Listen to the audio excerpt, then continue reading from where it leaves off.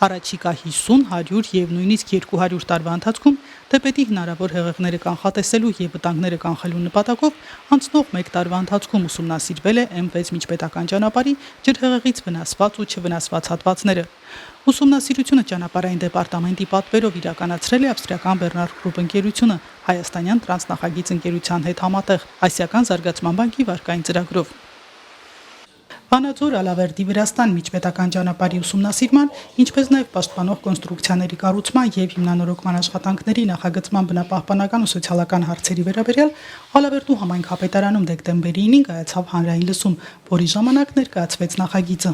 Նշվեց ուսումնասիրվել է Փամբակից մինչև Վրաստանի սահման ճանապարհը, հիմնական վնասը գրանցվել է 3 հատվածներում՝ Թումանյանի շրջակայքում, Ալավերդու Ծաղթալա հատվածում եւ Այրումից Վրաստանի սահման։ Զգալի վնասներ են գրանցվել նաև շնողի հատվածում։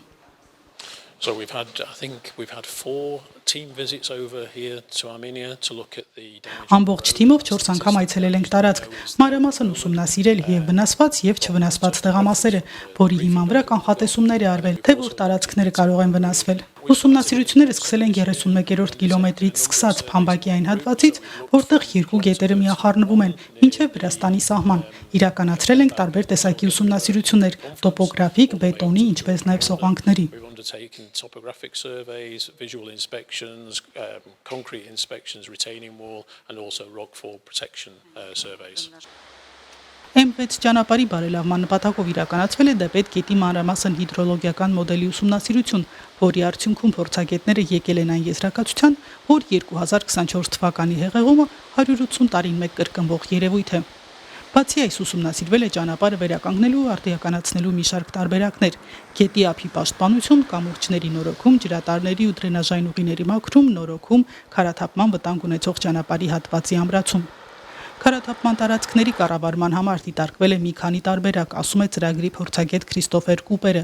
Այն է ժայռերի ցանցապատում եւ ամրացում, ցածր արգելապատնեշների կառուցում ճանապարհի եզրերին։ Սակայն որպիսի տարածքի բնական ներդաշնակությունը շատ չխաթարվի ծանր բետոնով, նախագծի հեղինակները այլ լուծումներ են առաջարկում, որպես արգելապատնեշ օգտագործել հսկա քարեր, որոնք ավելի ներդաշնակ կլինեն բնությանը։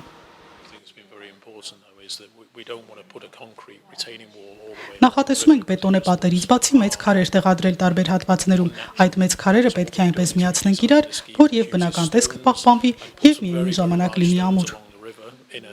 Ծրագրի պատասխանատուներն ասացին, նախագծի վերջնական տարբերակը պատրաստ կլինի մինչև տարեվերջ, որից հետո փաստաթուղթ ըստ ընթացակարգերի կներկայացվի իրավասու գերատեսչությունների հավանությանը։ Եկող տարի կսկսվի նոր վարկային նոր վարկային ծրագրի նախապատրաստական աշխատանքները, հենց որ վարկային ծրագրի համաձայնագիրը կնքվեց, մեկնարկի շինարարությունը։ Մենք մրցույթներ կհայտարարենք, կաշխատենք իհարկե մրցույթը մի քիչ էլ ավելի շուտ, ոնց որ ասած, նախնական հայտարարենք ժամանակ չկորցնելու համար։ Քանի որ ճանապարհի հեղեղումը կանխատեսելն իրատեսական չէ, փորձագետները երթևեկության պաշտպանության ապահովման համար խորհուրդ են տալիս ներդնել նախապես զգուշացման եւ հեղեղումների կանխատեսման համակարգ, սակայն հավաստիացնում են, որ ծրագրի իրականացման արդյունքում հնարավոր կլինի նվազեցնել վնասները։ Ես կարծում եմ, որ հաջորդ անգամ, եթե Աստված չանի ջրհեղեղ լինի, իհարկե կլինեն ճանապարհահատվածներ, որ կծածկվեն ջրով, բայց պետք է այնպիսի լուծումներ տանք, որ ջուրը հետ վերադառնա գետ, չվնասելով ճանապարհը։ Նախատեսվում է, որ շինարարության ժամանակ ճանապարհը բաց կմնա։ Քաղաքացու ձայնը Լոռու մարզի Ալավերդի համայնքից։